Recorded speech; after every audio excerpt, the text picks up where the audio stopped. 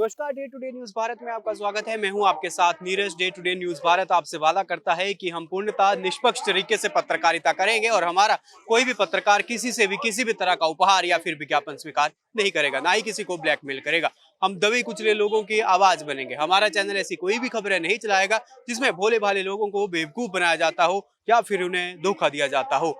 हम लोकतंत्र के चौथे स्तंभ को भी मजबूत करने की कोशिश करेंगे। पंजाब में कांग्रेस के द्वारा आज विशाल धरना मोहाली में किया जा रहा है। ज्यादा बातचीत के लिए इस वक्त मेरे साथ लुधियाना से कांग्रेस के वरिष्ठ नेता कैप्टन साहब मौजूद है। सर, धरना किया जा रहा है आज लैंड पुलिंग को लेकर। सबसे ज्यादा लैंड एक्वायर भी आपके क्षेत्र में लुधियाना में की जा रही है। जी बिल्कुल। कुछ दिन पहले हमने लुधियाना में भी एक धरना दिया था कांग्रेस पार्टी ने, और उस दिन भी बहुत बारिश हुई थी। और बारिश के बावजूद जो कांग्रेस के कार्यकर्ता थे और जो हमारे दाखा हलका और जगरांव और गिल सारे हलकों से जो लुधियाना सांसद क्षेत्र बनता है, सभी लोगों ने उस धरने में आके अपना सहयोग दिया और किसानों और मजदूरों के हक में एक विशाल धरना वहां पे दिया गया।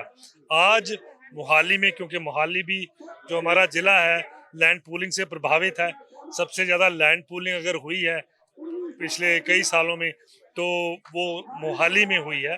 तो ये जो धरना है और कांग्रेस पार्टी ने जो प्रण किया है, हमारे प्रदेश कांग्रेस कमेटी के अध्यक्ष अमरिंदर सिंह राजा वड़िंग जी और सीएलपी के नेता और वरिष्ठ नेताओं ने मिलकर कि ये जो लड़ाई है, इस लड़ाई को जारी रखना है और जिन जिन जिलों में ये एक्वायर हो रही है लैंड पूलिंग, उन सभी जिलों में जाके ऐसे धरने देने हैं। दूसरी तरफ सरकार ये कह रही है सर कि जिस तरह से हमने लैंड पुलिंग पॉलिसी यहाँ पर बनाई है, किसानों को इससे काफी लाभ होने वाला है, डायरेक्ट किसानों को लाभ होगा। जी देखिए, ऐसा होता है, सरकार ने अगर कोई चीज लाई है तो निश्चित तौर पे वो सरकार उस चीज के लिए ऐसा माहौल बनाएगी, इस किस्म का मीडिया में बातचीत करेगी, लोगों से बातें कहलवाएगी। लेकिन जो सच है, काले कानून आए थे, जब वो कानून शुरू में आए थे उस टाइम ही कांग्रेस पार्टी सबसे पहले उस चीज का विरोध किया था। किसान जो जथेबंदियां थी वो तो बहुत बाद में उसमें आकर उन्होंने अपना समर्थन देना शुरू किया। लैंड पूलिंग एक ऐसी स्टेट है, ऐसे राज्य में जिसको हम अग्रेरियन, जहाँ पे कृषि खेती होती है, उसमें लैंड पूलिंग किसान के लिए अच्छा हो ही नहीं सकता है। तो सरकार अपनी बात रख रही है, विपक्ष अपनी बात रख रहा है, किसान जो प्रभावित किसान है, अभी लुधियाना में कल खबर आई थी कि 1600 किसान अभी तक एफिडेविट दे चुके हैं कि उन्होंने लैंड पूलिंग में हिस्सा नहीं लेना है, उनको नहीं व्यवस्था। ये अब एक एकड़ वाला एक किसान है, उसकी जमीन लैंड पूलिंग में चली जाती है, उसको लैंड पूलिंग का जो मुआवजा है वो 10 साल 8 साल 5 साल बाद मिलना है। उसकी बेटी या बेटी की शादी या बच्चों को बाहर भेजना, या परिवार में कोई ऐसा माहौल बनेगा कि पैसों की जरूरत है, वो क्या करेगा? उसके लिए जो 30,000 रुपया जो आमदन का ठेका जिसको हम बोलते हैं रेंट, वो किसी भी पंजाब में ऐसा जगह नहीं है जहां ठेका 30,000 का हो। कम से कम 50,000 है और ज्यादा से ज्यादा 90,000 है। तो इस किस्म की जो लैंड पूलिंग है, छोटे किसान तो बुरी तरह से प्रभावित होंगे। हाँ, जो 50 एकड़ वाले, अब 50 एकड़ किसी के पास नहीं है। 50 एकड़ तो बड़े बड़ी जो कंपनियां हैं जो रियल एस्टेट में इन्वेस्ट करती है उनके पास है।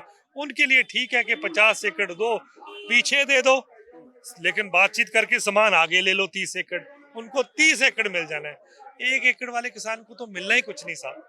लेकिन सरकार दूसरी तरफ ये भी कह रही है कि जिस तरह से आपने जिक्र किया कि किसान मना कर रहे हैं जमीन देने के लिए, सरकार ये कह रही है कि किसान तैयार हैं जमीन देने के लिए, वो चाहते हैं। तो देख लेंगे। ये देखिए, ऐसी बात है, ये कोई ऐसी चीज छुपने वाली तो है नहीं है। अगले समय में सरकार अपनी बात लोगों तक लेके जा रही है। किसान हमारे जरिए, विपक्ष के जरिए अपनी बात आगे लेके आ रहे हैं। किसान जथेबंदियां किसानों के साथ मिलकर वो बात आगे लेके आ रहे हैं। जो प्रभावित किसान है वो फैसला लेंगे। संयुक्त किसान मोर्चा ने भी इसका विरोध किया है सर।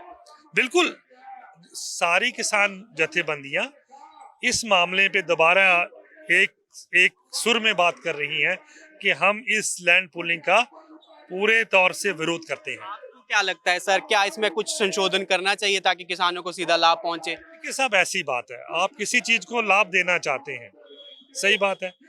सरकार मानती है कि इससे किसानों को फायदा होगा, सही बात है।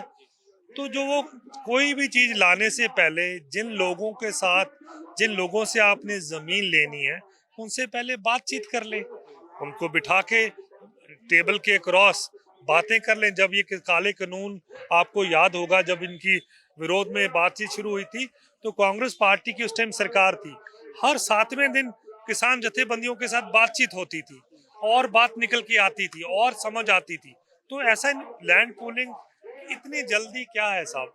अगर आपको ये अच्छी लगती है और किसानों के लिए वाकई अच्छी चीज है, तो किसानों में जाइए, मंत्री साहबान, एमएलए साहबान, जिन जिन हलकों में जिन जो जो प्रभावित किसान हैं, उनके घर में जाके देखें, पता चल जाएगा क्या माहौल है। आगामी क्या कांग्रेस का रुख रहने वाला है?